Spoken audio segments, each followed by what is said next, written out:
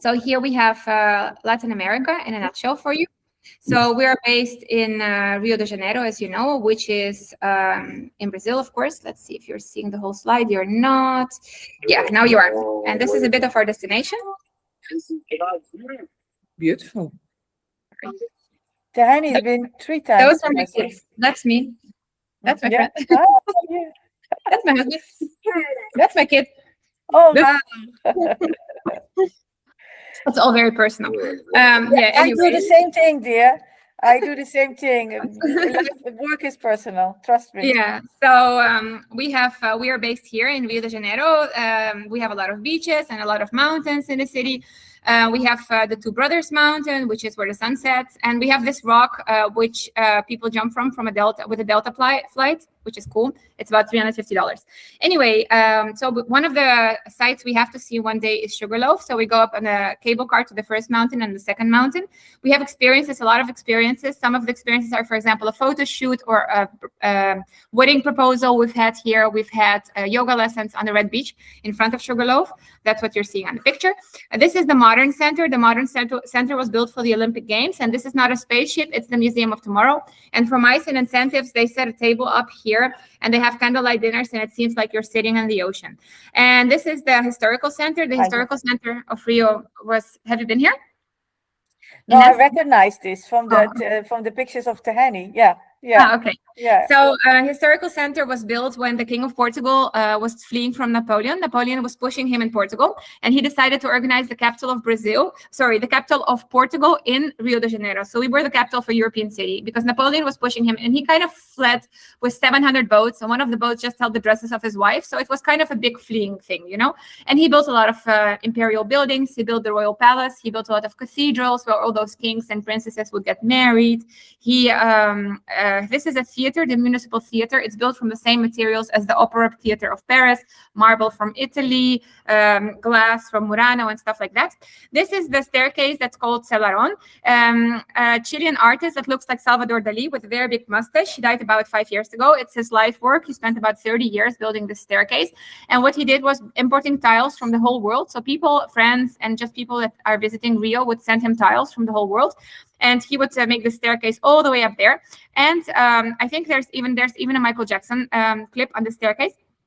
And he has as a motive in his staircase the pregnant Black woman, which is cooking food or dancing samba or shopping or doing whatever. So you'll meet tiles with that woman the whole time, but also you see tiles from over the whole world, which is kind of cool. And this Chinese view, I will talk about it a little bit later. So this is you guys up at Sugarloaf. So this is a half-day tour. So we always have at least 3 days, 2 nights in Rio, but you can extend it to anything you want. And one day you do Sugarloaf half day. You do it with the Historical Center. So you're going up to the first cable car to the first mountain, then with this cable car to the second mountain, and then back down. 4 steps up, 4 steps down. And in the high season, which is January, February, December, we advise to take VIP tickets, which are $30 more expensive because then you don't stand in the 4 lines and you save a lot of time. So you do that together with the Historical Center. For individuals, you do that all in 4 hours, and for groups in about 6 hours. And the other day, you do the Christ statue with the Modern Center. This is Copacabana Beach, where all the clients will be staying. We work with very selected hotels because, as I told you, we're a little bit more an upscale operator. So we work with about 6 very good 4-star hotels and all the top 5-star hotels, but like about a couple of like maybe 4 not so top 5-star hotels. We don't really work with a lot of, well, we have 1 3-star, which is decent, which we use, but it's kind of priced like a 4-star. And most of the hotels are on the front line of Copacabana Beach, which gives them, and it's like about, in the low season, it's about $130, $140. In the high season, it's about $170, which is really reasonable for a Rio night, you know, on the first line of the beach for 4 stars, I mean, you know, and then 5 stars goes all the way up to $600, $700. But that's for top luxury, you know. And then in New Year and Carnival, prices go triple or 4 times. Anyway, we also have experiences like private breakfast and Sugarloaf. That's really for people that come with private plane. That's like $20,000. But you go up all by yourself. There's no one in a cable car. You have a private breakfast there. But what we also done less expensive is for groups, just offer them a caipirinha where they're on top, you know. Or we have done birthday celebrations on top. That's my birthday with my kiddos. That was a couple of years ago. So like you can do that all for free. Like you don't have an extra cost, just the caipirinha. So that's a very good way to do it. And the other day we do the Corcovado statue. So we go up with a cock train through the Tijuca rainforest. It's very convenient because we have a certain time when we buy the tickets for the train, which normal tourists stand in a line for like 4 hours, 5 hours. We just have a certain time when we arrive with our tourists, with our groups. Then we go up directly, and then on top we see the whole view of the city. We go up with the train through the Tijuca rainforest. We find ourselves on top, and if you see, there's escalators here, so you can like be in a wheelchair or not walk well. It's all very doable for older people, for younger kids. And you have this view from above, which is of course very cool. You know, like include Christ and your friends and stuff. These are my kiddos again, and these two, by the way. And so here we have.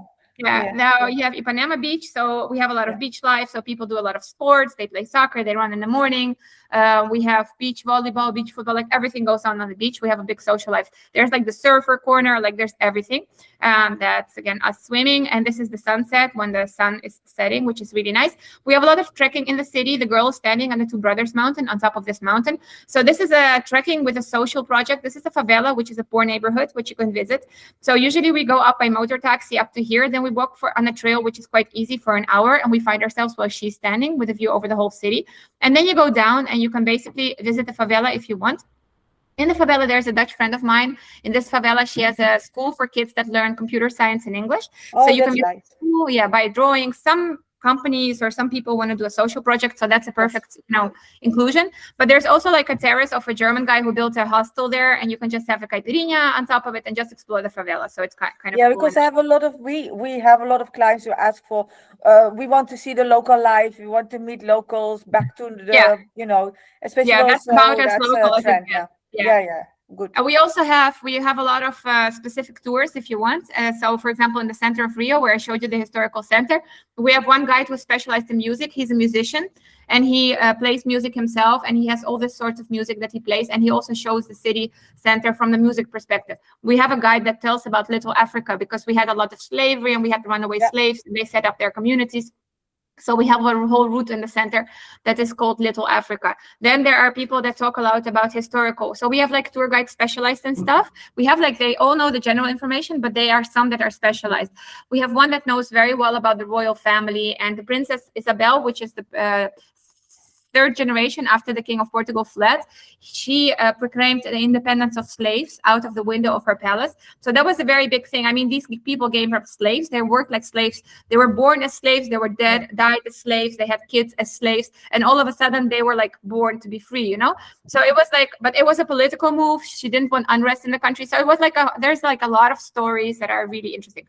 So anyway, the guide is standing on top of the Telegrafo mountain. It's a very picturesque mountain, and people do it a lot to make these pictures. We have a lot of trekking in the city. We have rock climbing in the city. The whole city is like rock climbing paradise and surf paradise and everything. Samba show happens every night of the year with a dinner, and without the dinner we have 2 shows. And the carnival happens in February. And the carnival happens on a stadium that's called the Sambadrome. The Sambadrome is not a round stadium; it's a prolonged stadium. On both sides, the public is sitting, and then the people operating in the middle, the performers. The performers are 2,000 people per samba school. And during one night there will be 4 samba schools, during another 4, and during another 4. The dates always move, and this year it's going to be, I think it's like 12, 11, 10-ish of February. It's always the Sunday, the Monday, and the Tuesday. And the 2,000 people will be distributed, either walk on the ground or on these allegoric cars. This is a car with a Philharmonic Orchestra. This is a mulatta wearing soccer balls because it was the World Cup. These are 300 drummers, so they have to drum out of all their might because the judges are looking if everyone is getting up on their feet to dance. These are 200 older ladies that have to turn around their axes. If not, they get deduction points from judges. It's a competition of samba schools. And this is the flag bearer of the samba school and her helper. She has to turn around her axis so the flag is straight, and he has to hold the flag and samba around her so it's kept straight. And like the judges, this is a carnival. Have a look.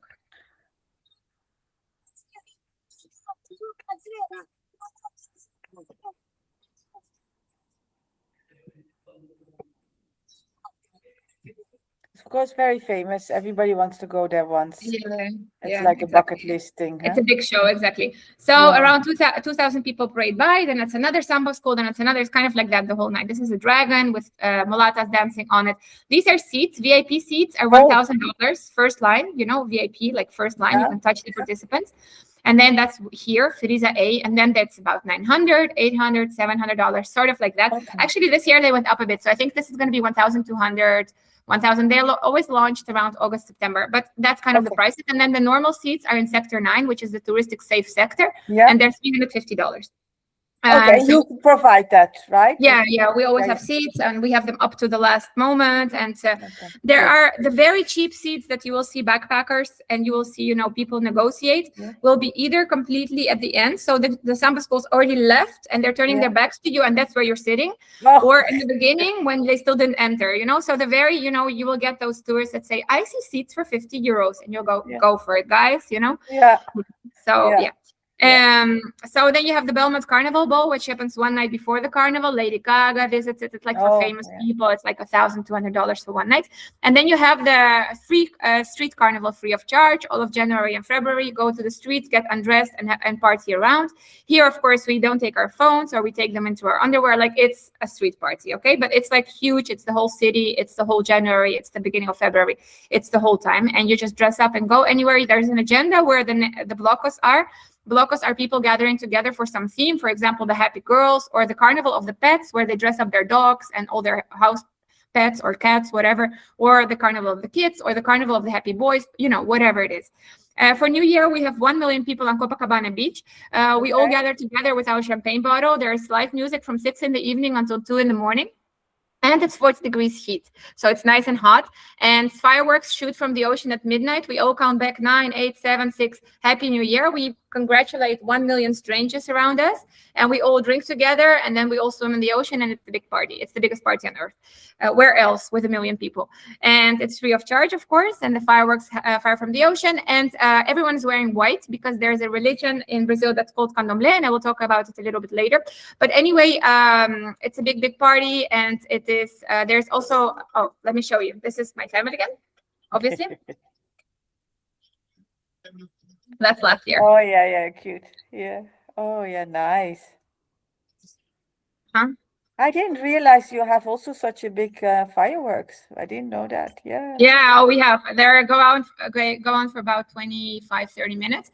And everyone wears white because there's a goddess in the African religion of the slaves called Imanja, and she likes white. So she likes when the year is received in white clothes. So we always wear whites or tonalities of white. If you don't have white like me, you wear blue anyway. But anyway, you wear white, so your year is clean. And you wear underwear that's yellow for the year to have money, and also some underwear that's red, so there's that I know. Yeah. So that's Did you all. Know, Lotte? Did you know that?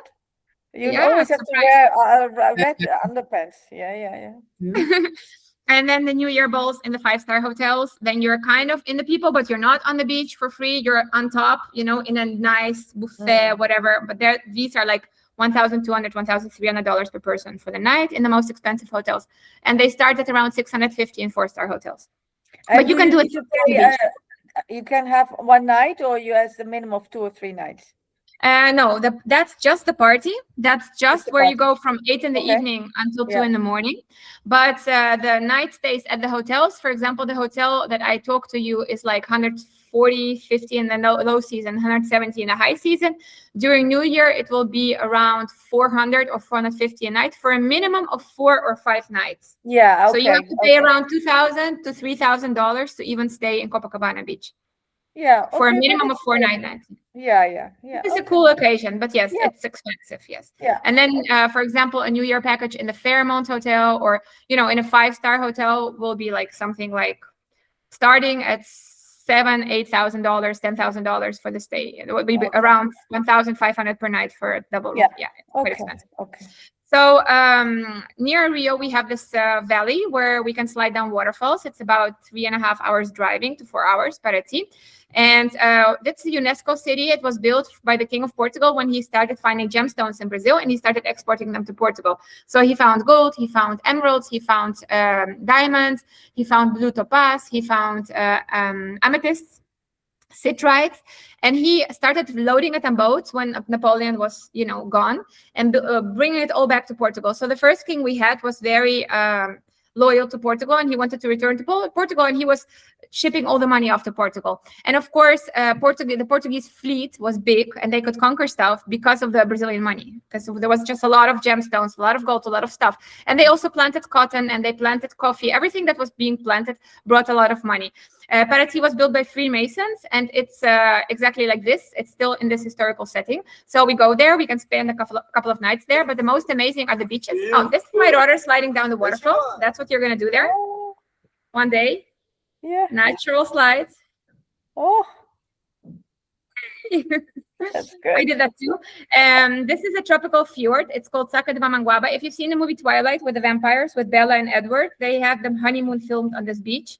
So that's the sort of things you can expect. Looks very much like Norway. Yeah, it does. Yeah, it's a fjord, but it's a tropical fjord. So it's like very hot to swim there. Yeah, it's palm trees and coconuts. Yeah. Exactly. And then so the first day you do the waterfall, for example. The second day you do the beach, the tropical fjord, and the third day you can do Trinidad, which is the first, second, third, and the fourth beach is a collection of rocks. And when you swim in the ocean, you get energized from the nature around, which is the green coast. It's completely green around you, and it's up to your waist, more or less hot water. And it's a vortex, so it's an energetic point, as in Stonehenge in England, and here, it's an energetic point where you get energized. So you could also take a boat or a yacht there. So when we drive back to Rio, and we're driving back for 4 hours, remember, but halfway we stop, and we have the green coast. The green coast is where the green of the trees touches the green of the water, and we explore the 300 islands that it has. There are 300 islands in this region. There's a little boat waiting for us, and he's taking us around the island, and we swim wherever we want and all the islands, and we explore the islands. And the biggest of the islands is called Ilha Grande, and you can stay there, but there are only three-star hotels, but it's stayable. And then in the evening, when we come back at 6, when it gets dark, and after we have lunch and everything on the islands, we continue our way back to Rio de Janeiro for 2.5 more hours. So you can go from Paraty, to Angra, do that, and then continue to Rio, or that way around, or that way around. And we have a helicopter flight in Rio. Recently, there has been a helicopter launched without doors, which is kind of very cool. So we have a half-hour flight that goes around Christ and costs around $330. And Petropolis is the summer palace of the king. This building is the summer palace of the king. His daughter couldn't stand the heat, so he built a summer palace for her in the mountains, 1 hour from Rio, and it was colonized by Germans. You see this very sort of German architecture. Very German. Yes. Frankfurt. Yeah, and then you have lunch in a beer factory, which is also very cool, with Brazilian beer. Yeah. So that's a full day tour if you want, into the mountains. And then we have another resort to the north of Rio, 3 hours. We were now in the south of Rio, swimming and stuff. Yeah. And now we're going to the north of Rio, 2.5 to 3 hours, and it's called Búzios. And Búzios has 22 beaches around a party center. So what you get in Búzios is you have this cobblestone streets and a party center where you can party every night, and bathe on the city, on the sea every morning. But in Angra, you have the more beautiful coast, like the lush nature, all the islands, but you're kind of more alone there. Like it's you and the nature. And here it's party animals, discotheques, bars, nightlife. It's sort of different. Why would you go anywhere if you can be in Rio? Because in Rio, we have high waves, okay? In Rio, it's the open Atlantic Ocean, and we can get very high waves. We don't always have high waves. Like now, the waves are perfect. We love to, jump on them. But we can have waves that are high. Whereas in Búzios and in Angra, there are bays, so there are no waves at all. So it's very calm. Okay? And safe. It's very safe, yes. Because Rio has about 14 million inhabitants, so it's a very big city. So obviously you're on the beach and you kind of can't take your phone and stuff. And of course, when you're all alone in Angra or Paraty, you can take your phone. It's not a problem. Or even Búzios, Yeah. So it's not unsafe in Rio. Our biggest, problem with crime is 13 or 14-year-old boys from the favela that drag your phone out of your hand and run away. And they run in London too. What? Happens in London too. In Amsterdam as well. I saw it happen in Barcelona too. Yeah. But here the problem is they don't get punished because they're minors, so they always do it, up to 16 years old. And it's basically you taking, being relaxed on somewhere and someone grabbing your phone and running away, which is very unpleasant. So we recommend the tourists to keep the phone in, like on their body, and only when you take it out to take a picture, to hold it quite steady. And when people go to swim in the ocean and they take their phone, to either leave stay one of them with the phone and with the stuff, or ask people that are sitting on a chair. What I usually do is I put it in a bag and I put it under the chair of some person who's sitting on the beach, and I ask them if they can watch my stuff. That also really works. Okay. Even in Copacabana. Yeah. So it's not so unsafe. Yeah, this is Búzios. This is the party life, you know, the nightlife and everything, boutiques and stuff. Anyway, we're gonna fly now. So we're flying to Brazil is big, so we're gonna fly to the south and Porto Alegre. So just for your information, every place you go, you need at least 3 days, 2 nights. Everything I'm gonna talk about is 3 days. 3 days, 2 nights, Rio minimum. Yeah. 3 days, 2 nights, Búzios minimum. 3 days, 2 nights, Angra with Paraty minimum. Yeah. And 3 days, 2 nights the south of Brazil. So we arrived to Porto Alegre, which is wineries. Brazil actually has wines, and Looks like Portugal. yeah, we stay on the wine estate in the south, and we have like massage with wines, pits, and everything. And then we go to Gramado. Gramado is also colonized by the Germans. It's a city where you have chocolate factories. You have Santa Claus parading on the street from November to February every night with a light parade. It's very much dedicated to Santa Claus and chocolate factories and stuff like that. But we came here for the deepest canyons in Latin America. Our feet dangle above the canyon. We have a glass bridge. And the next day we zigzag through the canyon. And then we have a hot air balloon ride over the canyon. And then we have a picnic on top of the canyon. And the last third day, we go to Florianopolis, which is a beautiful city at the seaside.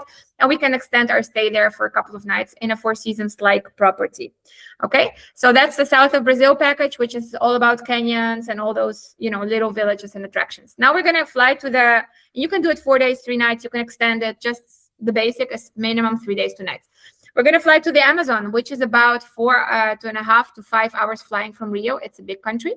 And we arrive in Manaus. And Manaus is the capital of the Amazon. And we have the yellow Amazon River and the Black River floating together without mixing the waters. It's called the meeting of the waters.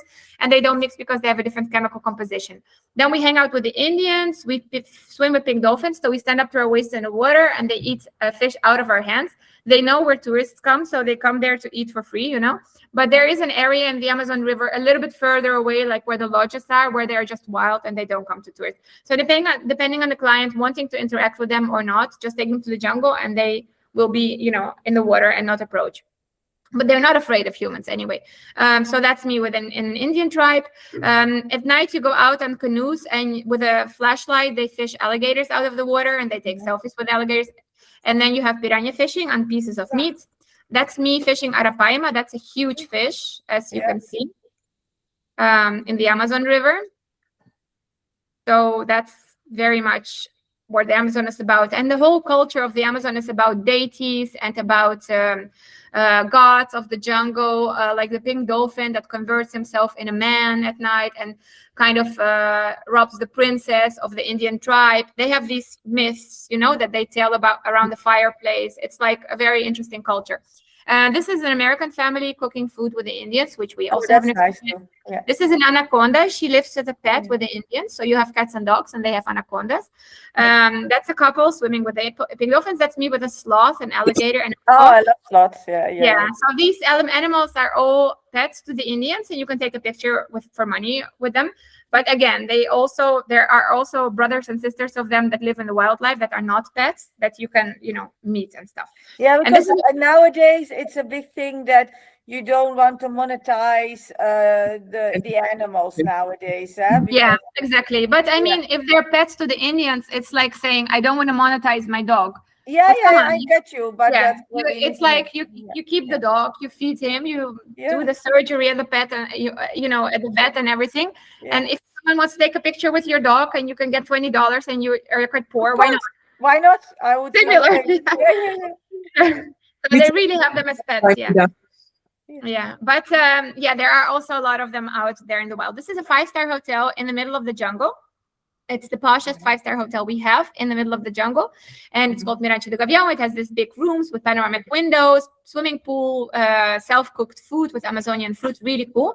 And this is one of the bungalows that you see. I also have some videos of the hotel. So we have very posh hotels. A package here for 3 days, 2 nights of the Amazon with all the activities talk about is going to be around $2,000 per person with full board and all the activities. And then in a 4-star lodge, which is going to be more simple than this, but still with airco and all comfort, is going to be around $900 per person for 3 days, 2 nights with all the tours and everything. To this lodge, we can take a hydroplane. A hydroplane is a plane that lands on water and takes off from water, and the whole plane costs around $5,000, I think, and it can take up to 8 people. That's also really cool to land on the Amazon River. But that's for the more VIP, and the others, you know, the other people would transport by river and land. So you can arrive here also by car, by 4-hour drive. Or some lodges are accessible by car plus boat. But then in the 900, the transfers are also included, so that you don't have to worry about it. And obviously full board, if not, they'd have to fish their own piranhas, okay? Yeah, in the Amazon. So that's also 3 days, 2 nights. So we're gonna fly to a unique national park. San Luis is a UNESCO city, but we come here for Barreirinhas. And this is a unique national park of 300 kilometers of dunes and lagoons, and at the back are the beaches. And the high season here is exactly now. May, June, July, August, September, October. These are freshwater lagoons, so it's actually rainwater that accumulates there, and you can sand ski or sand dune ski, but basically you climb up to the dunes, swim down in the lagoons. It's rainwater, it's up to your waist or up to your breasts, yes. Yeah. And basically it's just sweet, warm water. And you also take a route on the Preguices River, which is the river where you see monkeys, and you go to the smaller dunes on the other day. So it's also 3 days, 2 nights minimum to do this.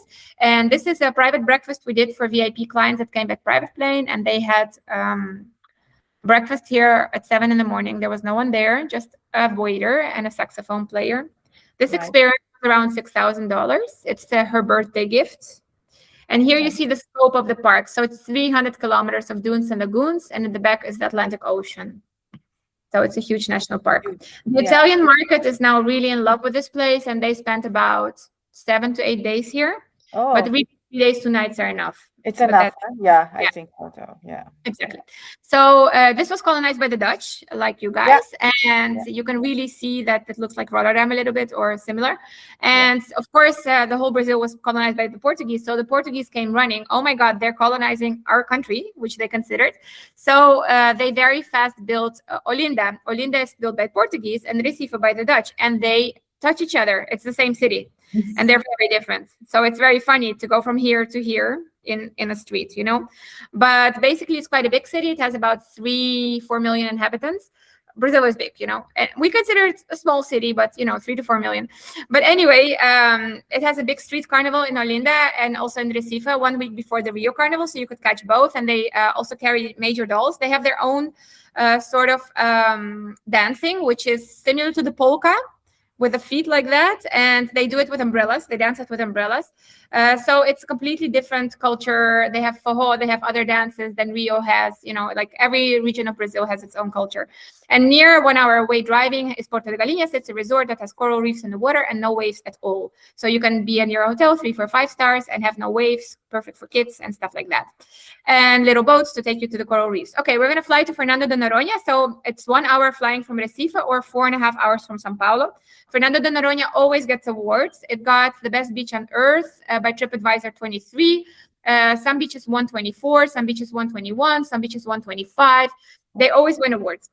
Okay. It's a volcanic island. It's an island, and there are these volcanic formations. It has like perfect beaches all around the island, perfect waves, slow, that you can jump in them and enjoy warm water. When I was there with my family, we swam with dolphins, with turtles. You can swim in the volcanic formations, as you see. That's my daughter again. That's my little there. That's my daughter with the dolphins. Wow. And this is Porto de Galinhas, the place I told you about before with the dances and stuff. Yeah. So whenever I take pictures and videos, they make them into presentations. Yeah, you do the same. I do the same. Trust me. Yeah, and then this is my daughter with dolphins. That's how close you get to. Yeah. Oh, that's really, really close. Yeah, you bike with dolphins in the morning, and then you hold a turtle. You swim with them. There are little sharks you can swim with. It's really cool. Manta rays also.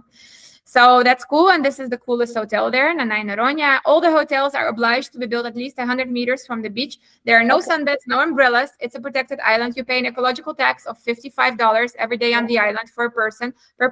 And to visit the best beaches that were chosen as the best 5 beaches on earth, you pay another ecological tax of about $70. So it's like full of restrictions, but it's really, really beautiful. It's like last paradise on earth. Bahia is the most African state of Brazil. All the slaves were brought here from Africa to work on the plantations. It's UNESCO. You have these slaves that are dressed like this, and you have the Candomblé region I talked about a little bit before. So they had their own religion. They would believe in the goddess of water. They would believe in the god of the sun. And they were not allowed to believe in that by the Catholic slave owners. So they said the goddess of water is Mary. and the God of the Son is Joseph. Isn't that convenient? So they pretended they were praying for Mary, Joseph, whoever, Jesus, but they were actually worshiping their own God. And so you walk in the historical center of Salvador, and you see these ladies that will give you like a thingy for luck. And they also form circles, and they stand in a circle, and there's a shaman that smokes smoke on you, and there's a spirit that comes over them, and it's called candomblé. It's a religion that is a mix of the Catholic and the African religions. And you can witness one of those candomblé circles and be possessed by their spirit and everything. Like a lot of tourists from Benelux or Germany participate in those things. They like yeah. I heard about cultural it. thing. Yeah. Yes. And then of course, this is where all the plantations used to be. So when the king was exploring all the gold and all the gemstones, he saw that when he spit out a grape seed, there would be a grape growing. And when he spit out a banana would grow. So, everything grows here. And what brings money? Coffee. So at that time, he planted coffee farms all over the place. He planted cacao farms. He planted cotton, everything that would bring money, sugarcane. So there used to be a lot of plantations in this region, since this is the closest place to Africa. If you look at the map of the world and you see Angola and Salvador are the closest point through the ocean. So it would be so convenient to bring the slaves, So this used to be plantations, and now they're all-inclusive resorts. This is a 5-star Iberostar resort with 3,000 rooms. And we also have very exclusive resorts, like very small hotels with just 10 rooms for $1,000 a night. So we have very big, very small, we have all sorts. I'm not going into hotels because it's too much information about the country. Later. No. Okay, so near Salvador, just 6 hours driving or half an hour flying, we have Chapada Diamantina, which is trekking paradise. So waterfalls, blue lakes, and a lot of trekking. That's also there. This is a little bit of how it looks. So it's very beautiful. We have a lot of stuff in Brazil, as I can show you. So that's something that also the market likes, your market likes. And then we have Maragogi. These are coral reefs, little boats, and people up to their waist feeding the fish in the water. That's also a really cool region. Actually, it's not so far from Porto de Galinhas, Recife, that was colonized by the Dutch, and the Porto de Galinhas resort that was 1 hour away, and 2 more hours and you're here. So you could drive there and back in a day if you want. But that's kind of how it looks under the water. All of the people feeding their fishes, having fun with their fishes. And that's also more of this region. I have to say, this is 5 a.m. These beautiful no people thingies. Yeah, of course. Kind of cool. Yeah. And then we have the Pantanal. The Pantanal is 2 hours flying from Rio. It's the biggest safari of Latin America. So not African animals, Latin American animals. And we have jaguars, we have anteaters, we have huge flatlands of wildlife. And why you see them more than in the Amazon is very dense rainforest, so you don't see anyone, even if they're hiding just behind the tree. But here, everything is open and you see everything. The Pantanal is as big as the country France. It's a huge territory. People have a lot of cows. And for example, I can have 1 million cows. My neighbor has 3 million cows. It's a lot, cow farming. But they also have preserved wildlife. So this is some people on a horseback safari. And you have horseback safaris, boat safaris, and jeep safaris to see as many animals as possible. They're not afraid of horses, so they will come near the horses. That's my kids on a horseback safari. That's a little alligator. You will see at least, I guarantee that every visitor of the Pantanal will see at least 1 million, but 1,000 alligators in their state. They're all over. This is an anteater. You will see macaws. The macaws are always, that's how close you get. The macaws will come and eat your breakfast in the morning from your plate. They like omelette and egg from your plate. You have tucanos. This is a lodge where you stay. You stay in the middle of the lodge, the panoramic lodge that my daughter, she fished the piranha. She's feeding the alligator. These are macaws that steal your breakfast. And near the Pantanal, so you usually do a safari of 2 days, 1 night, or 3 days, 2 nights, depending on the arrival time of the plane. And then you drive 2 hours to Bonito. Bonito has blue stalactite lakes, the most transparent river in the world for snorkeling. So you go behind the boat and you snorkel under the water, and this is what you see, the fishes you see under the water. So super cool. And then you also have the 7 waterfalls hike, where you also swim behind the waterfalls. And this is a descent to the center of Earth. Unlike in the Mexican cenotes, only 10 people per time go in here. You are standing above a hole in the ground with climbing gear, and you are lowered in an underground cave. And the underground cave is 80 meters, which is like a 10-story building. And you're lowered in the cave, and you're hanging around stalactites, just stalactites around you, and they're dripping in the water, and you feel like you're in the center of Earth. Then they lower you like that, like a little worm on a rope, on a floating platform. An instructor catches you, and you can snorkel around the cave or in the lake, or you can take a boat, whatever you prefer. and you hear complete silence, and you feel like you're in the center of Earth. And from the side of the cave, there's a huge sunbeam that hits the cave, so it's quite clear. It's like a big chamber, and at the end, you're pulled up to the Earth's surface on this rope. That's the only way in and out. So it's really cool. And then you have rafting off waterfalls. You raft down 7 waterfalls. So we have rafting down waterfalls, and we also go down waterfalls on tires, inflatable tires, individual ones. So it depends on what you want to do. It's really safe for all ages. It's really cool. And then you have the 7 waterfall hike. That's my oldest daughter. So you swim behind each waterfall, and you have beautiful caves like Indiana Jones, with stuff like that. That's also my kids. And then this is the North Pantanal. A little bit different from the South Pantanal. The North Pantanal also has transparent rivers. So you can see how you see all the fishes in there. It's just not as structured as the South Pantanal. That's my phone. That's how close you get to the jaguar. Oh, wow. Yeah, that's the season is now. May, June, July, August, September, October. So for us, it's good to know, Lotte, which are the seasons to visit what, right? That's important. Yeah. If not, just ask me again, because it's too much information. Yeah. But yeah. I'm giving you not now, but in general, we need to start. But these guys come. I'm on a boat, like on a simple boat, not a big boat, just a small boat, and I'm filming with my phone. So this is not a super zoom camera. No. This is me talking and filming, and I'm not a good photographer, so I'm moving around. Yeah. Yeah, but that's how close you will get. That's a giant otter. The small otter is very upset. The mother otter is not giving it food. It's upsetting, actually. Yeah. And it's my North Pantanal video. Yeah. Nice. Very good. Yeah. It's such a big country, of course. Yeah. Yeah.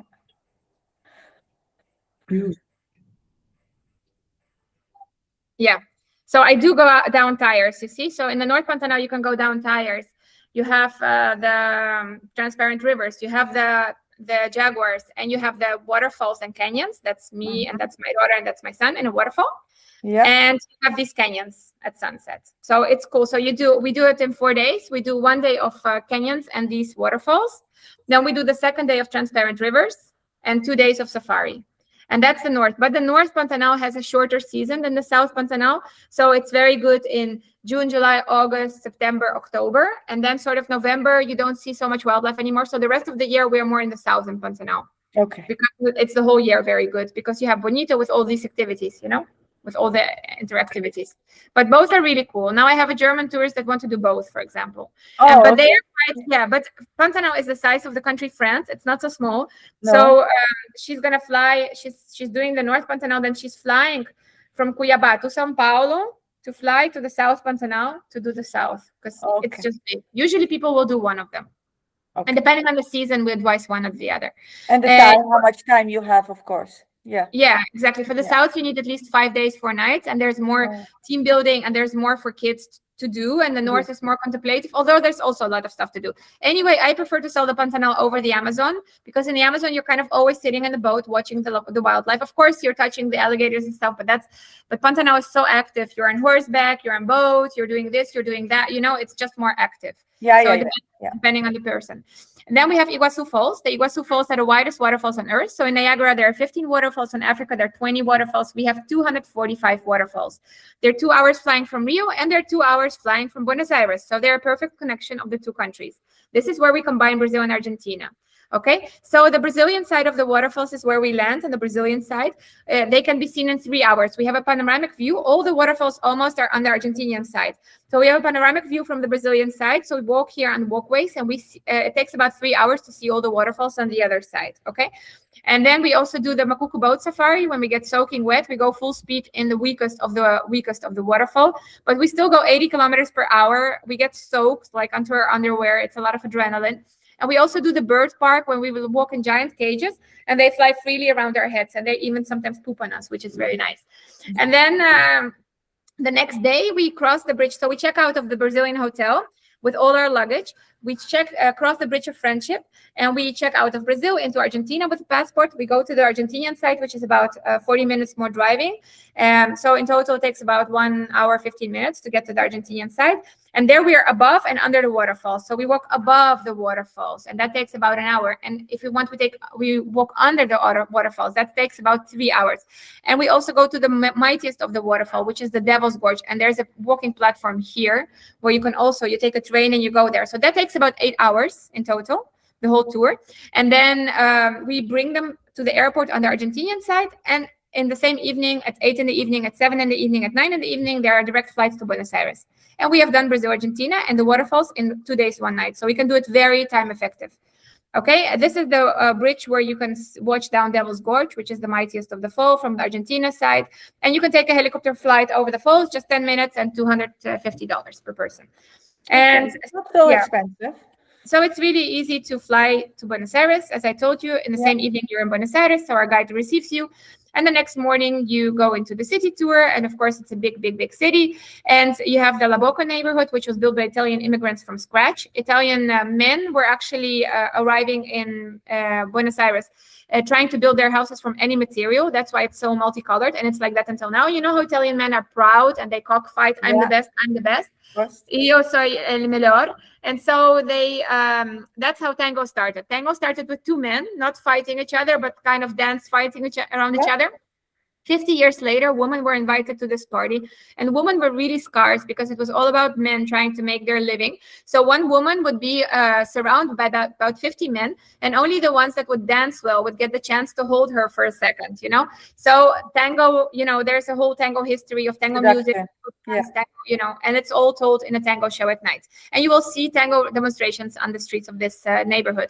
So Buenos Aires used to be the richest city on planet Earth in 1905. I will tell you a little bit more about that history, but you see a lot of Paris-like big squares and buildings and all very posh. This is a flower that opens when it's sunny and closes when it's not, which is also really cool. And that's a tango show. So in the tango show, we always have the first, second, third meal. We have unlimited wine. So it's a very big show. You go at 8 in the evening, you end at 12 at night. You see the show, you have dinner. It's a posh occasion sort of thing. And you can hop on a ferry to Uruguay for a day. There's a 7 a.m. ferry, 1.5 hours to Montevideo. You have a guide in Montevideo that receives them, that shows them around, and at 7 p.m. they go back. So it's just 1 day to add Uruguay to your agenda. In case you wanted to stay in Uruguay, you could also go to the beaches of Uruguay, which is Punta del Este, which is considered the most pretty beach near Argentina. The Brazilian are always better, but the near Argentina one, this is the best. Punta del Este, and there's this statue in the sand. So a little bit more about Buenos Aires. Buenos Aires was, so there was a Spanish boat that came in Ushuaia, in the most southern point in 1450.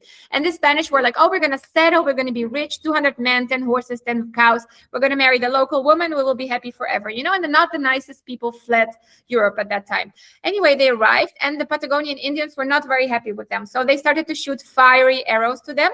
And so after 2 days, only 30 men were left. They put their tail between the legs and they went back on the boat and they left back to Spain, leaving everything behind and their dreams. And the next temptation to come from the Spanish was in 1850. In 1850, they arrived to a place close to Buenos Aires. And instead of finding the 10 cows that were left, they found 2 million cows. And that's a lot of meat. And they started being cowboys and they started exporting meat over the whole world. And they built a port, and the port was filled with boats, 150 kilometers of queue of boats to be loaded with meat and exported to the whole world. And the stock exchange in 1905 was not New York, it was Buenos Aires that was leading the world economy. And they have an extreme, and that's why they have this richness in the city and everything. And they have an extreme talent to throw away money. So 50 years later, in 1950, they're again completely poor. It's the big talent they have. Anyway, that's a little bit about Argentina's history. So we were in Uruguay. We've been in. Well, the Dutch now, they're all interested in Argentina, right? Because of Miss our Queen. Oh, right. Yeah. So Argentina is very doable. We do everything ourselves. So we have our guides and everything. So everything I'm telling you're not going to we don't resell stuff from another. Anyway, Colonia del Sacramento is a little village just opposite to Buenos Aires by boat. That's about half an hour. And you can go there and come back. It's a fisher's village. So if you don't want to go to Montevideo, but you want to go for a shorter trip, that's doable. We're going to fly to the north of Argentina to Salta, 2.5 hours. And in Salta, we do 4 days, 3 nights. The first day you stay in a winery, and this is surrounded by mountains. And you also see like cowboys sitting in the middle of the road and playing on their harmonica and stuff like that. The second day, we see the giant cactus park called Cachi. The third day, we do Jujuy. Jujuy has a 7-colored mountain, which is because of materials in the mountain, minerals and stuff. And the fourth day, we do the salt flats. These are salt flats that you can also have lunch on, smaller salt flats, because we have the Uyuni, which is the big one. This is a smaller one. 4 days, 3 nights, Salta, the north of Argentina region. Bariloche. Bariloche is the lake region of Argentina. So we have a path of 7 lakes that we always do, and we visit little villages, very much like Switzerland. Winter sports, July, August. We go to the Victoria Island by boat. Victoria Island has a myrtle forest made of this yellow wood, and it's visitable in half a day. And we also offer yacht tours for the VIP clients with a cello player. Let the guy play, poor guy. So this is for VIP clients. They arrive at the yacht in the morning. There's a cello player welcoming them. Very romantic. So we also have stargazing from this little tower when the weather is bad, and when the weather is good, we do it from outside. And winter sports in July. So now we're going to fly to Puerto Madryn. Puerto Madryn, and remember, 3 days, 2 nights everywhere, guys. Just remind me.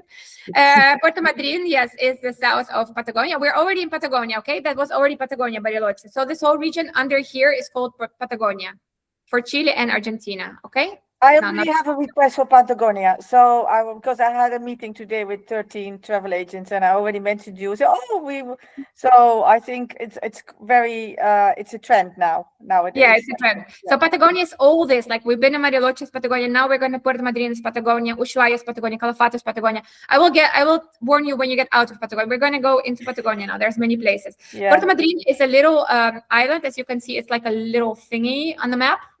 Connected to the land, and it's all full of wildlife. So you have a route where you take a road around the island of 200 kilometers, and you do this in 1 day, and you meet seals, sea lions, penguins, other animals, and you also many birds. And in September, October, you see whales.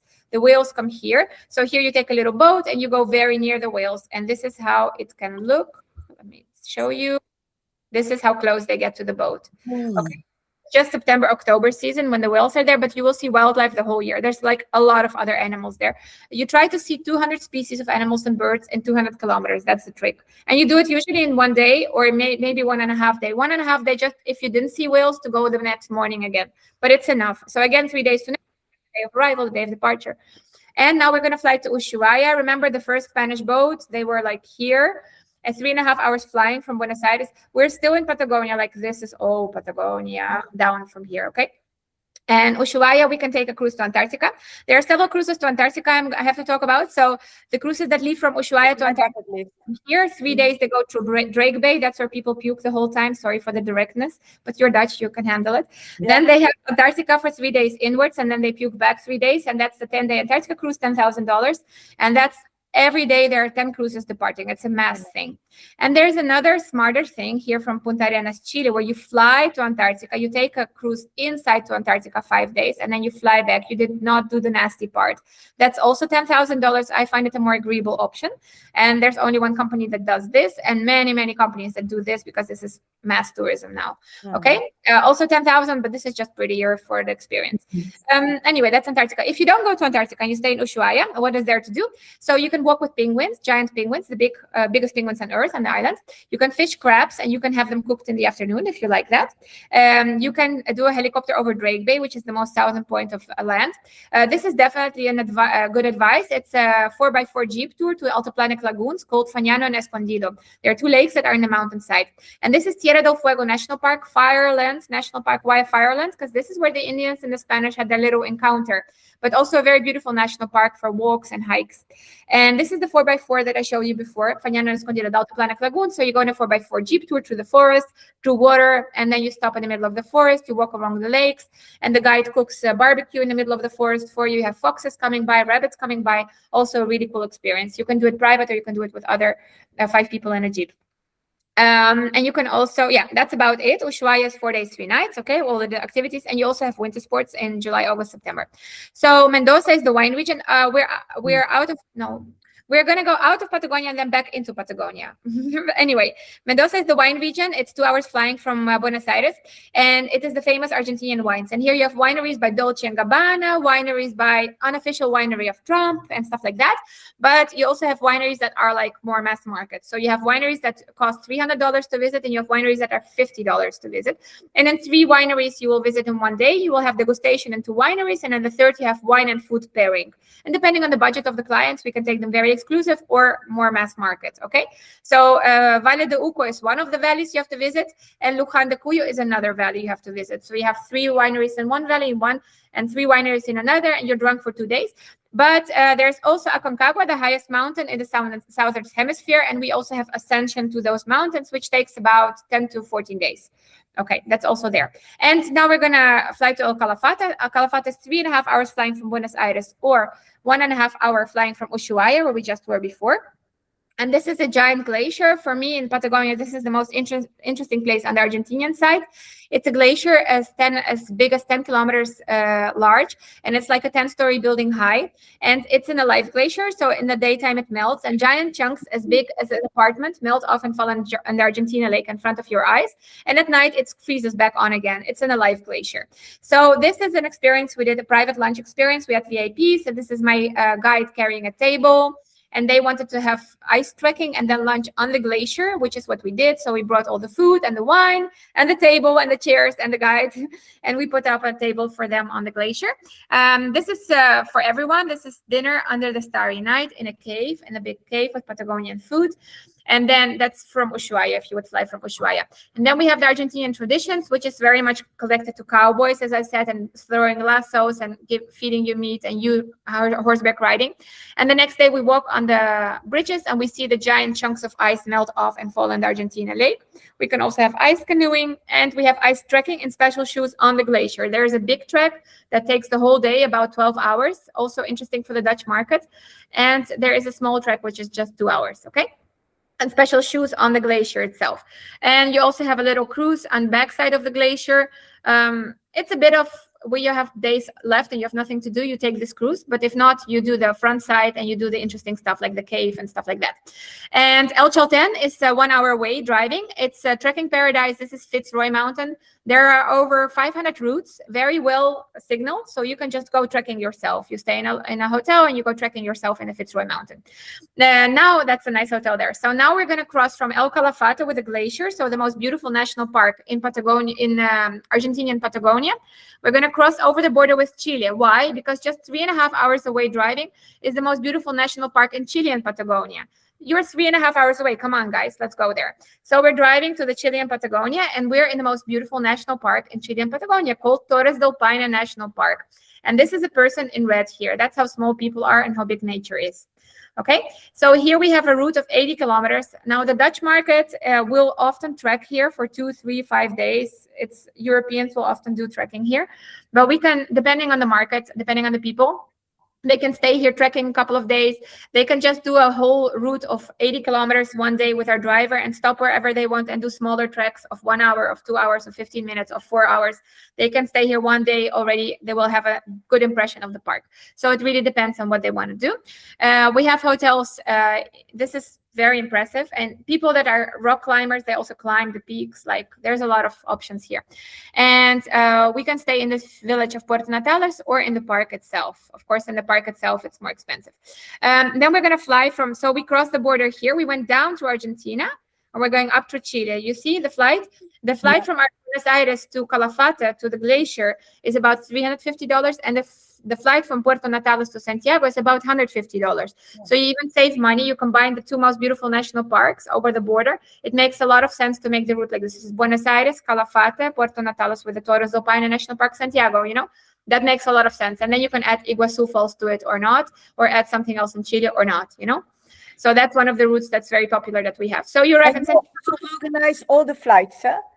Yeah, we also organize all the flights. Yeah. I will show you I think I showed you the file with all the programs. You showed me, but just also the flights. That's what I just want to make sure. Yeah, we can do all the flights, or they can do it themselves. Like, we always compare prices, whatever they prefer. Then the next day we have a city tour, Santiago. Santiago is a modern capital, and the wineries are between the mountains and the city. So we have a whole day to see the Maipo Valley, which is the wine valley of Chile. And it's funny because we were just in Bariloche on the Argentinian side. In Mendoza. I told you Mendoza is the wine valley on the Argentinian side. It's just behind the mountains. So there's a mountain, a range that divides Chile from Argentina. On this side, it's called Maipo Valley and Santiago, the capital. And on that side is the Mendoza wine valley, where we just got drunk for 2 days, you remember, and where the Aconcagua mountain is. So it's similar wine, but just the Chilean and the Argentinian version of it. So we also have Marble Caves. This is an unexplored place, very interesting for the Dutch market. You canoe inside these caves. It takes about 4 days, 3 nights, because it's you have to fly to a place. From that place, you have to drive 4 hours. And you can only do the caves in the morning. So we have to spend 2 days there to have these sort of views in the morning, that the water is not too high, because when the water is high, they don't go in there. And then the 4th day you drive back and you fly back out. So this is an amazing place. There's only a 3-star, very small, very okay hotel there, but it's a very nice experience, and it's very unexplored. It's not explored yet, not famous. And from Santiago de Chile, you can also fly to Easter Island. That's 5.5 hours flying. It's a $1,500 flight minimum. 3 days, 2 nights to see Easter Island. There's 3, 4, and 5-star hotels. Island. Yeah. This is a private birthday we did in front of the statues for 10 guys. It was a private birthday of the boss. They went fishing in Patagonia, and then they went celebrating the boss's birthday on Easter Island. So we do sometimes a lot of experiences for VIPs, This is just examples of what we do. But basically you go to the statues, or you can snorkel with them. It's like, Easter Island, 3 days, 2 nights to see everything. We're flying to the north. That's a cheaper flight. That's just $150. And we're going to the Atacama Desert. The Atacama Desert has minerals in the soil and in the water, giving them these colors. And the Chilean side, we also have gastronomical experience. In the middle of the desert, we have the Moon Valley. We have stargazing.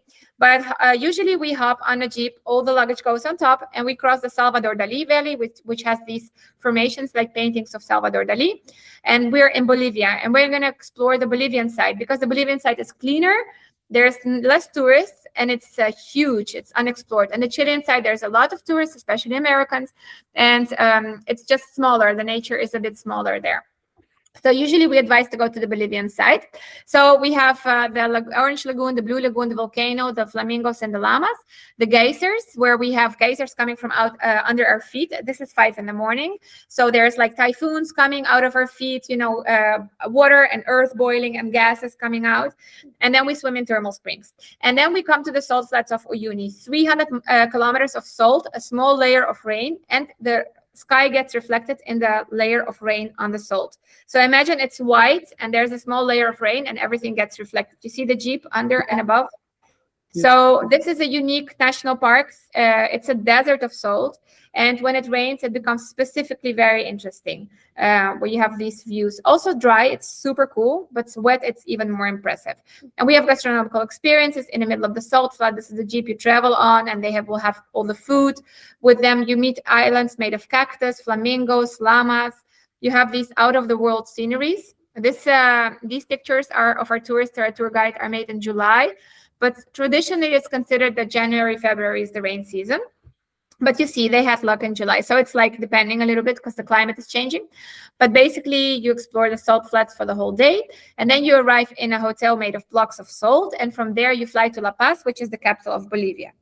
And it's 40 minutes flying, $100, and you're in the capital of Bolivia. So that's a 2-day, 1-night adventure on the salt flats with all the altiplanic lagoons, everything I talked about. So you're now in the capital of Bolivia, La Paz. You have the witch market, where you can buy herbs to fall in love, to fall out of love, to hallucinate. It's like a smart shop in Holland sort of thing. Sort of. And then you can visit the locals here. And then just near La Paz is the Moon Valley. So when you hallucinate, you go in the Moon Valley, which is just 10 minutes away. And it looks like a moon scenery. And 1 hour from there, 2 hours from there, more or less, it's Tiwanaku. Tiwanaku is a pre-Incan civilization. And it was built by a pre-Inca civilization. It's a very important city in that civilization.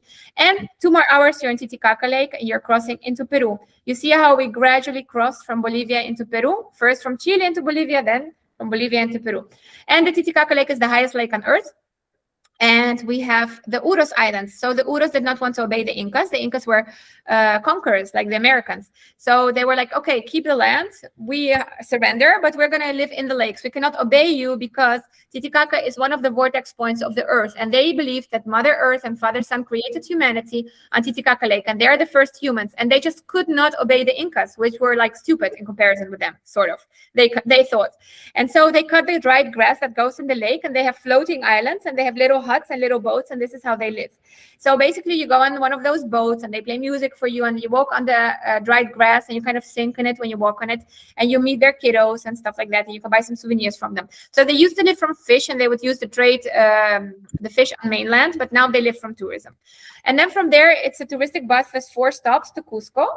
And the next day, you're in Cusco, the capital of the Inca Empire. And from Cusco, you can take a train to Machu Picchu, but also other cities in the Sacred Valley. So in Cusco, the most important Inca ruins, Cusco was the capital of the Inca Empire. And as I said, the Incas were conquerors. So the Incas came and they conquered those best fishermen, and they got a lot of fish for their empire. And in this region, there were huge architects, and they would push the water in angles over the earth, and the water would go up in the tunnels, but pushed by its own force. And it would irrigate all the fields from up. So they would have an irrigation system. And they would be very advanced builders. So when the earthquake would start, they would not fall down, the buildings. And there used to be golden shields in this niche. And they built everything because they thought there was a god overwatching one of their cities. So there will be a mountain with a profile of a god. And the sun will fall at 5 in the morning on a golden shield here. And it will be Temple of Light. So the Incans did nothing like that. And this is the paw of a jaguar, the hands and the fingers. And that was one of the sacred animals. And here in Sacsayhuaman, this was the main place where they would sacrifice the most precious stuff they had for the gods, and that was their children. And they would take the most talented, beautiful children, rip their beating heart out of the children, and put them on a scale here. And if their blood would run one way, they would have a good crop, and another way, the bad crop. There's even a city called Arequipa in Peru where they have a whole girl that was frozen. She was brought up a mountain, hit on her head, sacrificed. I think she was like 10 or something, and she got frozen in a block of ice, and you can see her in a museum. So they would sacrifice the best they had for the gods. That was children. But they were actually conquerors. They were very fighters. And here there will be a ceremony where they will be collecting 5,000 people to imitate how the tradition, well, they don't sacrifice children now, but it would imitate the rituals they had back then. And that's always the 21st of June. Everything is connected with summer solstice, winter solstice, everything is connected with seasons and gods. And it's very interesting to study the Inca Empire. So, they had Machu Picchu, and like Machu Picchu, there are 300 cities in the Sacred Valley. Machu Picchu is one of the cities in the Sacred Valley. 150 cities have not been undug yet, and 150 cities have been inhabited the whole time. So Machu Picchu was a big, like a small agricultural town. It was not very important for the Incas, but it's like very marketed, and now there's a queue, and now you have to book 3 months in advance. But Machu Picchu, it was like one of the cities. They didn't really, one of the 300. So basically you take a train from Cusco for 2 hours, then you take a bus, half an hour zigzag up a mountain, and then you're at the base of Machu Picchu, and then you walk here in the city, you walk here down the platform. If you have a good ticket, because they introduced several tickets, you can actually go into here. That's when you book in advance. When you're late, then you just stay here or here, okay? And if you want to trek, you have to do a second day to trek up this mountain. But there's a lot of trekking in the Sacred Valley, so maybe don't lose time on that. And there's the 7-colored mountain. This is done from Cusco at 5 in the morning. This is 5,500 meters, so that's really high. You don't have a lot of oxygen here. So you only do this after you're acclimatized. So now we're coming from Atacama Desert, which is between 3,000 and 4,000 meters high. And we are super cool. We're acclimatized already. We feel great. But when people are flying from Lima and they're going to do only Peru, we will always arrive first to the Sacred Valley. So we will always come the first day to Ollantaytambo, which is this city was very important for the Incas. You see the platforms they would irrigate because they kept all the crops here. And you will see here the profile of the gods. So they built all the cities when they see the profile of the god in the mountain, you know, everything. Machu Picchu, all the cities have like the profile of a god on the mountain above them. So here they would keep all their crops, and now there are cute hotels here in the city. So this is 2,000 meters, 2,500, 2,700. When you come from Lima, when you fly in from Lima, which is 0 above sea level, to not get the symptoms of the height sickness, we first bring people 1 hour from Cusco to the Sacred Valley. We do 3 cities of the Sacred Valley that was very important for the Incas, and we sleep in the Sacred Valley. The next day, we go to Machu Picchu, which is a little bit higher by train. We get acclimatized. The driver brings all our stuff to Cusco, and we come back from Machu Picchu directly to Cusco by train. And then we're already in 3,000 meters, but we have acclimatized to 300, Machu Picchu 2,500, 2,600, and then 2,700, 3,000 in the evening. Okay, so that's how we usually do it. And we slept one night in 2,500. So when you come from Lima, we always do it this way. And when you come from Atacama, you don't care anymore. So you can do it any way you want. Because it was higher there. So then we go to Machu Picchu. The next day we go back to Cusco, and we see all those most important Inca ruins in Cusco. And the 4th day you can do the 7-colored mountain, not before. You have to acclimatize. But when you're coming from Atacama, you don't care anymore. You're fine because it's high. There's also the Sky Lodge where you can just climb and then rappel down into the valley, or you can stay the night. It's about $1,200, but it's a unique experience to sleep in the Sacred Valley. You also have horseback riding. You have rafting in the Sacred Valley, a lot of activities. And then we fly to Lima. And in Lima, we have the city, we have the Inca buildings under the Catholic Cathedral, and the pre-Inca civilizations under the Inca civilization. There is catacombs you can visit. And of course, you will ask yourself, wait a second, how is it possible that the Incas were conquerors and the Spanish came and with one boat they conquered the whole of Peru? Like, what? They're conquerors. They conquered so many civilizations. How is it possible? And the answer lies in that they thought that the gods, the god, so this is a lying god with his nose like, they have the profile of a man with a beard, with a narrow face, and they shoot fire, and they have the body of a horse. So when the Spanish boat came, and they were on horseback, shooting fiery arms, and they had this face, they thought the gods came, and they laid all their towers on the beach. And the Spanish they said, oh my God, if we're getting all these beautiful women, all these gold, all these treasures on the beach, what else is in that empire? And that's where the El Dorado tale comes from. Oh, we have found El Dorado, the golden mine, you know? And then they went in and they didn't protest. They didn't try to fight them. They were like, come and have all the gold. They were happy, yeah. Yeah, you're gods on earth. Thank you, you're back. And so basically they conquered slowly everything, and they put the Inca leader in a room, and they said, if you fill the room with gold, and you can still visit the room, you will get your leader back. And they filled the whole room with gold until the roof, and the Inca leader sitting there like this, and they killed the leader anyway, and they took over. Yeah, Spanish are always very false anyway. Conquerors do that. 4 hours from Lima, we have the Nazca Lines in the desert. This civilization, pre-Incan civilization, was communicating with aliens. They think it's one of the theories, but this colibri is 2 kilometers long. It's completely symmetric, and there are 22 figures in the desert, and 200 kilometers of lines, symmetric lines in the desert, and you can only see it from a flight, from a little plane. And it's a mystery why an old civilization would put symmetric figures in a desert, and also a mystery why the wind didn't close, because the lines are dug out only a little bit, why the wind didn't close them. This candelabra is like a 10-story building. You go on a sea lion's island and you have this candelabra. Anyway, we're just 2 hours flying from Ecuador. So this is the capital, Quito. It's exactly on the equator line. So there's a museum that's called the Equator Museum, and you will find 1 foot on the southern hemisphere, 1 foot on the northern hemisphere, and the water in the sink turns in different ways. And you can put an egg on a nail and it doesn't fall off, and there's different effects there. And this is a volcano that you can also visit, and you can bike down the volcano. Interesting for the Dutch. And it's, of course, a short flight to the Galapagos Islands. On the Galapagos Islands, there are 2 ways to do it. You can take a cruise, which takes at least 5 days and costs at least $2,000-$3,000, or you can island hop. Island hopping is a cheaper solution. The cruise that you will get for $2,000-$3,000 is quite a shitty one, so not comfortable one. If you want a good one, it takes $5,000-$6,000 per person for the same time. And in island hopping, the advantage is you can stay less nights, and you can get really pretty yachts and a pretty hotel for $300 a night. So I would go for island hopping if your budget is not very high. But if you want a private yacht, I have a yacht for $250,000 with 4 cabins for 5 days. So depending on the budget, you know. Anyway, in all the islands, you get, so when you stay in the main island in the hotel, or if you're on a yacht, doesn't matter, you always go on smaller yachts to different islands, and you get to snorkel, and you try to find the fish that uses lipstick under the water. On the other island, you find this hammerhead shark. On the third island, a very upset bird. On the fourth island, the blue boobies. And like this, you have different animals on all the islands. And of course, Charles Darwin wrote the theory of evolution on the Galapagos Islands because he saw so many shapes that are between one and the other, and he got fascinated. And we visit the giant turtles in the Charles Darwin Center on the main island always. And basically, the more islands you see, the more animals you're going to see. And then it's a short flight to Colombia, 1.5 hours. We have Bogota, which is a beautiful capital. We have the Salt Cathedral, which is a salt mine. You walk 5 kilometers through, and it's whiteness that is illuminated with blue lights. This is all Bogota. Then we have the coffee region of Colombia. It's a 1-hour flight, $100 from Bogota. It's a beautiful green region, the best coffee in the world, the one I've ever tried. And you plant a palm tree and you call it the name of your grandchild, which will grow for 200 years. You have little cobblestone streets with arty crafts that they make, and you can also make it yourself. Then you can fly to Santa Marta. Santa Marta has the lost city in the jungle. This is like Machu Picchu, but instead of 3,000 visitors a day, there are only 10 visitors a day.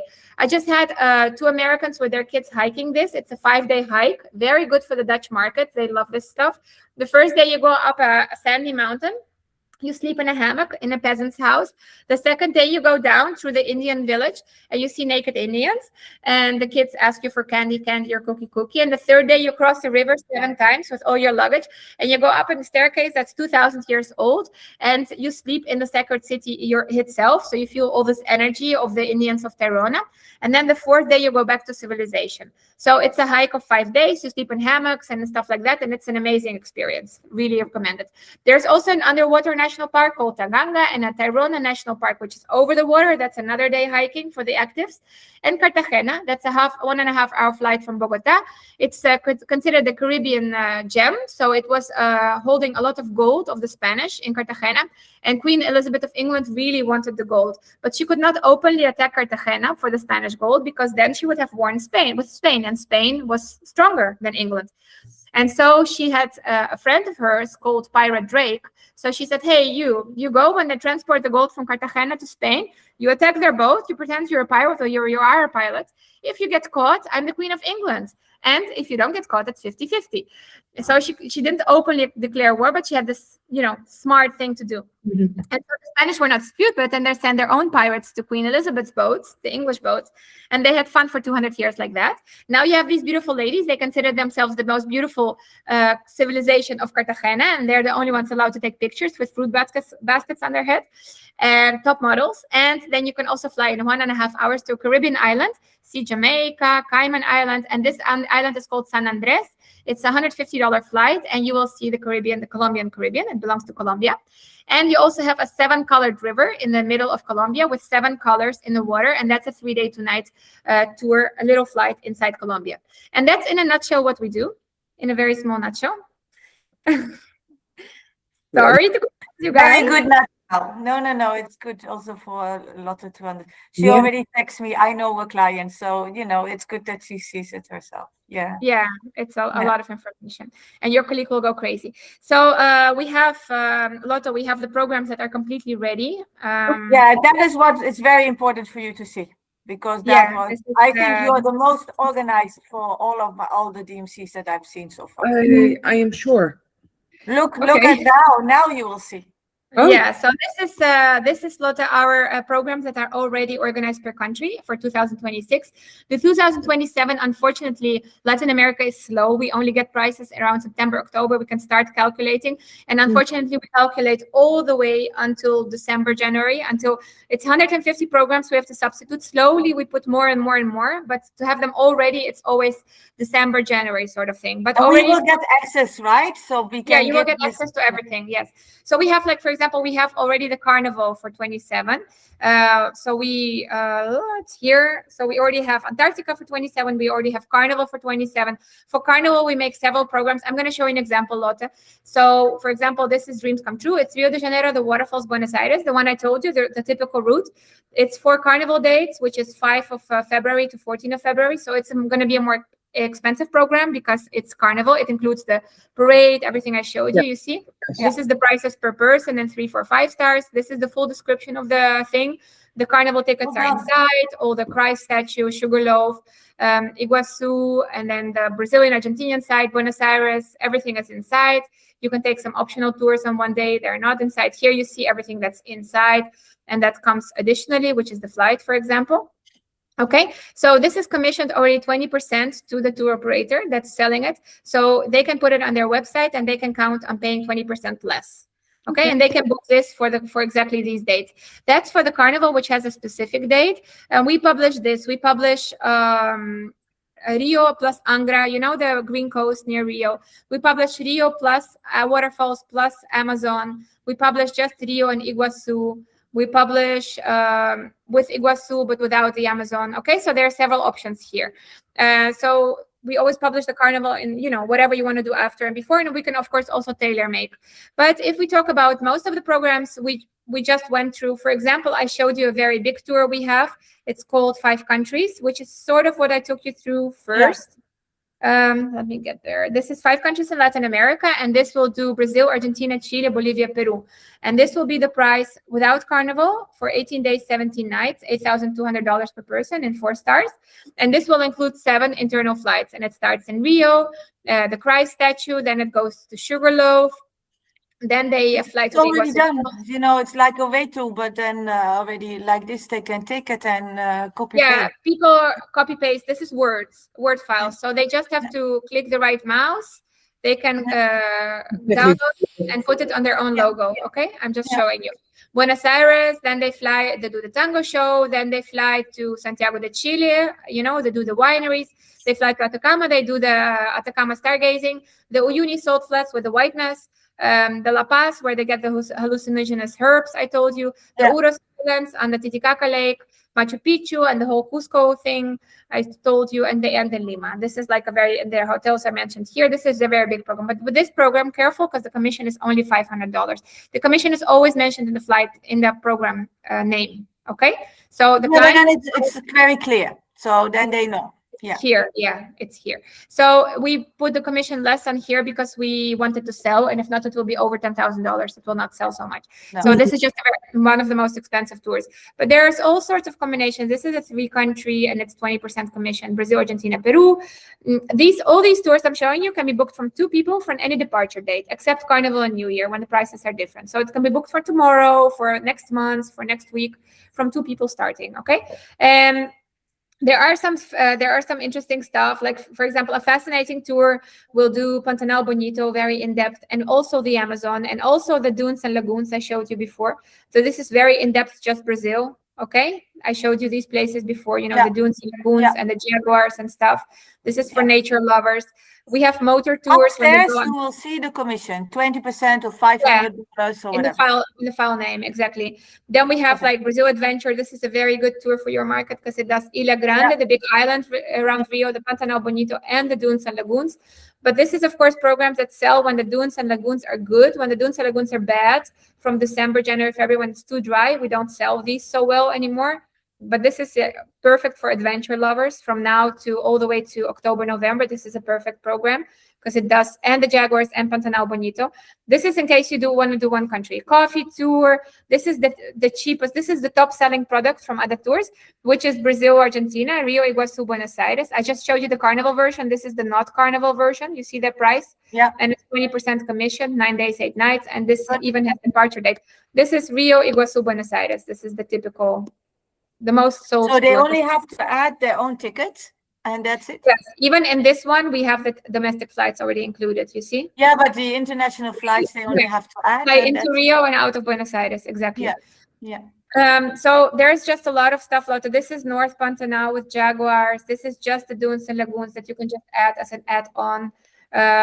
This is Brazil, Argentina, Chile. This is just the safaris. There's so here, okay? Kids, family adventure thing. Are you not afraid that they do copy paste and then they just book it somewhere else?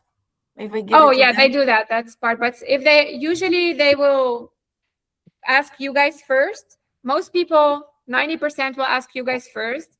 But yeah, they can copy paste and book it somewhere else. It's possible. but you Yeah, know. yeah, but Usually when you put your own energy into creating a program, because all these programs were created by us, yeah, your energy comes back somehow anyway. So okay. don't worry, That's the good universe to makes it know. okay. No, well, today I had this lunch with 13 travel agents today. A lot to organize it, and I had to go. And we had this, and we had the same. Also, we had also with the travel agents. They say it's not only for the DMCs, but we put we make a program for the clients, the Dutch especially, and then they pick and choose, and then they go somewhere else. I said, yeah, it will happen everywhere. So yeah, but you can tell them what, because I study a lot of spirituality, and believe me, whatever you put effort in is gonna come. Your effort's gonna come back to you. Don't worry about it. Let's do that. You're the original. You're the original maker. You're the input maker. Exactly. Yeah. You're the source. Good. Yeah, well, that's a good way. Anyway, my packages. I have 150 packages here. They're all over the world on all these websites in different languages. It's fine. Copy paste. It's fine. I don't when I invent something new, I just throw it in a newsletter and they get that too. No problem. So Lotte, the same for Argentina. If you want a very specific, just Argentina tour, luxury Patagonia here. There's a tour I love, which has Chile, Argentinian Patagonia, and Bolivia, which is, I think, maybe this one. No, this is with Brazil. But yeah, they go to the Uyuni salt flats. And they go, this one. So this is Chile, Argentina. This is a short one, actually. Chile, Argentina, one trip. But there's one that I love. Is it this one? I'll come back in 1 minute, but my cat is Sure. Sorry, I'm taking longer with you guys. But this is a really cool one. But Lotte, for everything. Yeah, but it's be organized. That is yeah. So basically, if you have a request for Costa Rica and you don't want to wait for us to wake up, you go here, you find some stuff you like, and you say, hey, do you like this? Exactly. And then after we calculate what they really want. Groups and incentives. We've done groups and incentives. We put here everything we did last year. This is always net prices because we just put stuff we did last year. This is a very popular tour. It's called Great South America. It does Peru, Bolivia, Chile. It goes all those Inca sites, then the salt flats, then Santiago. This was done for a group of 12 last year. This is the minimum of 12, or is this? No, this is just everything we've done last year. So this was, for example, Cuba for Polish group of 40 people. So we just put stuff here that we do. So this is because this is mice and groups, so it's an incentive. So this is just as inspiration. We have to recalculate it anyway. Okay, cool. Okay, this is Guyana, French Guyana, Suriname. This is Guadalajara, Mexico. We have a lot of pilgrimages, like religious. That's more American market. But and then we have we also have Congress, people that stay in Rio and just do stuff in Rio. Very popular for incentives. They stay in Rio. They go to restaurants. They go to nightlife. They go to the Tijuca rainforest. They have Cook in Rio experience. They have the yachts. They have catamaran goodbye dinner on the last day. We have some MICE clients who I call them Eredivisie. They're a little bit high-end MICE. They are one of the biggest. You can spread this to them. This is just Congress when they stay in 5 nights in one place and they do activities, and they have Congress in the morning, for example. And then we have VIP. This is Group Condex MICE. We also have a VIP folder where we put very VIP stuff. So the yacht, that's $120,000, but there's also cheaper stuff with Belmonts, Inca Deluxe with Belmont trains. This is also always examples. You cannot count on these prices. You cannot. So that is when it's up in the title where you said the commission, we know it's commission. If there's nothing in the title, we know it's inspirational. Mm-hmm. Actually, it's inspirational in groups, incentive, and VIP. Yes, exactly. And the rest is with the community. Yeah, but that's easy to understand and understand. Yeah, good. Yeah, and then I just showed you the presentation, which you can download here, Lotte. And you can. I will do that. Yes. We also have just for incentive troops. This is more stuff that they do in one city. VIP experiences, just the VIP experiences I showed you a little bit.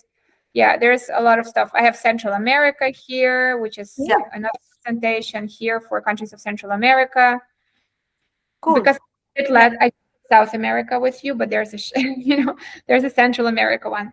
And then photos that they can use for their that's nice. Yeah. Stuff. And we have Instagram, Telegram, and Facebook. And these girls are publishing stuff every day. I don't even know what they're publishing. But yeah, they're publishing stuff every day. And then we have Olga, who is also in Holland, and she does a weekly newsletter with the newest programs. So that you can subscribe to. Okay. Yeah, she's based in Holland, right? Yeah, she's in Utrecht. In Utrecht. Okay. You mean? Yeah. Okay, so that's we about are it. also all over the place. So, so we have not one base, so it's okay. Yeah. Lotte is They now have not in Holland, actually. Yeah. Not. She also lives in Tunisia. Ah, cool. Yeah, That's nice and hot. And Hani is also based partially in Egypt, and but you can work wherever you can nowadays. Exactly. It's a lot of fun. Lotte knows when I need her in Holland, and she's coming back. Oh, great. Just a second, there's someone calling at the door. I have no idea. Yeah, sure, no problem. I'm gonna open. Okay. Yeah. So that's easy, toch, Lotte? Het is wel georganiseerd. Ik heb dit dat zei ik tegen je. Ja, ik zeg, het makes us life very easy. Ja? Als je dit vergelijkt met de Egyptenaren. Oké, hebben jullie vragen? Is het? Nee, ik ga gewoon door jouw drive heen. En misschien is het wel goed voor mij om even jouw favorieten te laten weten. Want jij weet wat goed verkoopt. Ja. Dat we die gewoon van tevoren gewoon al delen. En dan kunnen we altijd zeggen, dit is... we hebben nog 150 programma's, dus je kunt daar kijken. Maar als jij je favoriet hebt, wat je weet, wat goed voor onze markt. Niet alleen de Nederlandse, maar we hebben ook een grote tour operator in Luxemburg. Die interesse toont. Dus dan kunnen we... die zijn net even wat anders. Hè? De Belgen zijn net even wat anders. Al spreken we dezelfde taal. Maar die hebben echt heel veel vertrouwen in ons, de Luxemburgers. En die zitten ook in jouw segment. Hè? Die gaan niet naar de budget. Die gaan echt... die vinden 4-sterren budget. Dus die gaan echt wel wat hoger. En de Belgen... Voor hun is het belangrijk dat de hotels... Nederlanders zijn nog wel, denk ik, maar dat weet jij zelf ook wel, gewoon toch nog wel wat...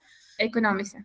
Ja, die willen graag toch wel voor een dubbeltje op de eerste rang. Hè? They want to have, if they can have something 5 euros, like the Indians. Like a little bit cheaper, then they go cheap. But the Belgium, they want to spend money on good food and good accommodation and good guidance, and the Luxembourgers also as well. So, what about guides? All languages? Yeah, we have most languages. Dutch is not everywhere. Dutch is. But for Dutch, Pantanal, I don't have a Dutch guide in the Pantanal. That's gonna have to be English.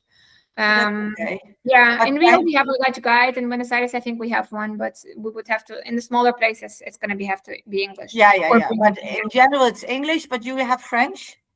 Oh yeah, French is everywhere. French, German, the big languages are everywhere. Spanish, French, German, everything is everywhere. No. Especially the French-speaking Belgium, they want French. And that's also. French is everywhere. Yeah. Okay. And cool. What else did I want to say?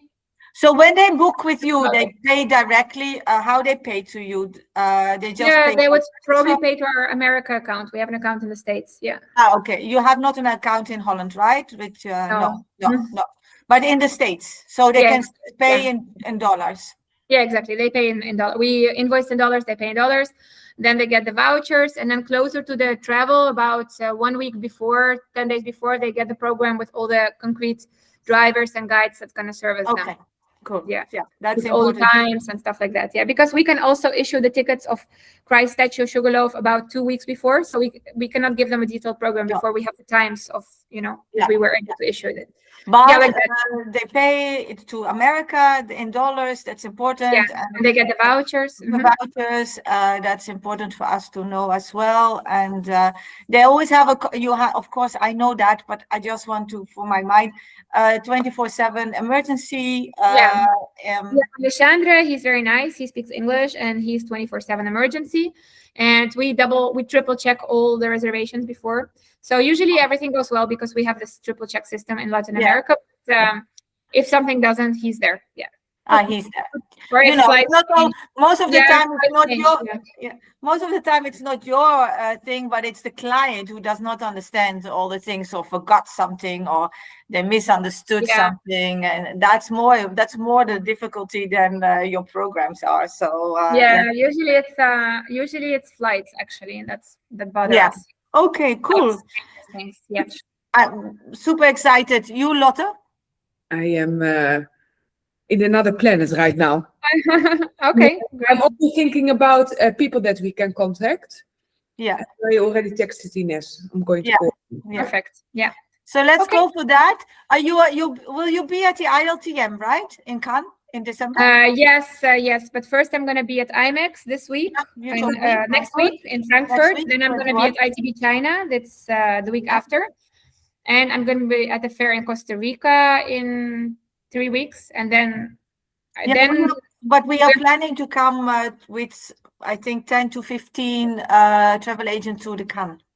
the Cannes one. Okay. Yeah. Probably I'm going to be not there. a lot, and I will see if I can find some mice for you on to pass by on the Frankfurt, because On the I have a Frankfurt lot one, of yeah. coming to We're Frankfurt. leaving Sunday to Frankfurt. Yeah, and we have also the same thing. WTM, you're not going in London. Yes, I am. I go to WTM. Okay. I go So to with that- ITB, WTM, all those. You all do that one, right? Yeah. So WTM, we are planning to come with some agents. Okay. And we did it now also. We did Berlin, and then we had some dinner, this kind of. Yeah, that's nice. What I wanted to say. So the best is if your agents copy some of the programs on their website, because as I said, usually 90% will be loyal after. So the best result of your visit or of your conversation with them is that they actually take something on their website. They don't have to take everything; it's too much, but at least something. That's the best result of. Yeah, for sure. And it's also important for them to know you and your colleague or whatever. Yeah. They can meet us. We can do these meetings like this or exactly. Like if it's a big tour operator, we'll do that. With small tour operators, we don't do that. We handle it ourselves. But like the ones that the one travel group in Luxembourg, it's a big one. Then we will get you in touch with them. We always ask people, it's not 100% thing that we are copied. We are not interfering in communications, but we want to know what's going on. Yeah, usually we will copy you guys. Yeah, and we just want to know it's from you. Like we hope that they write Netherlands or something or Belgium. Because when sometimes we don't know who is the person. They speak English. They always do it in English, but they copy. We always ask to be copied in. Sometimes they don't like it or they don't want to, but because we just want to guide you, especially in the beginning. We know this. Like now usually we know. Yeah, usually we know when it says Germany, it's the German representative. When it says India, it's the Indian representative. When it says Benelux, it's you guys. Yeah. Yeah. By the way, I saw that your Indian rep. We know them because we share Vietnam with them and Morocco. Okay, nice. Yeah, they've been with us. WTM. They've been almost, I think, half a year. No, over. I think more than half a year they've been with us. Yeah, they're good. I hear good things about them from my Moroccan. Yeah, they're good. They're very working hard and they're very always hard workers. The answers of the client. Yeah. They're cool. So we met them. Remember, we met them with the Vietnam thing. I think there's a lot of opportunities because Asia and Europe is not going fine at the moment. Middle East is also zero. We do hear that actually today. I also heard that people are not so scared anymore, but people are scared of the petrol and the tickets are very expensive because of the kerosene. That's the thing. But I also think that will pass. Yeah, of course. People want to travel. They just want to travel in the end. And people think, okay, then we spend 500 euros more. But it's something that needs to, it takes time a little bit. So we'll go ahead with it, Lotte. Lotte is the one who always calls and I'm the one who always visits. So she's very good in calling and I'm the one who talks too much and better to do that in person. Whenever we can, we try to talk to. If you have questions or you meet somebody at wherever in the IMEX, let us know. Yes, I will send them to you whenever guys. You are somewhere. Yeah. Maybe we can make a WhatsApp group where you can also, when you are somewhere that you have a picture or you have your stand number, then we can share with that. And then we'll go ahead. And I'm very positive. You, Lotte? And the IMEX were just at the Big Brazil booth. Yeah, so you told me that. I already found you. I saw that on Okay, the thing. you're So fast. I will do some LinkedIn posts to see if we can meet, and then I let's will see. share the social media with you, so you have Yes, the please. you have the newsletters and all that thing. Yes. Because Tehani is doing our newsletter.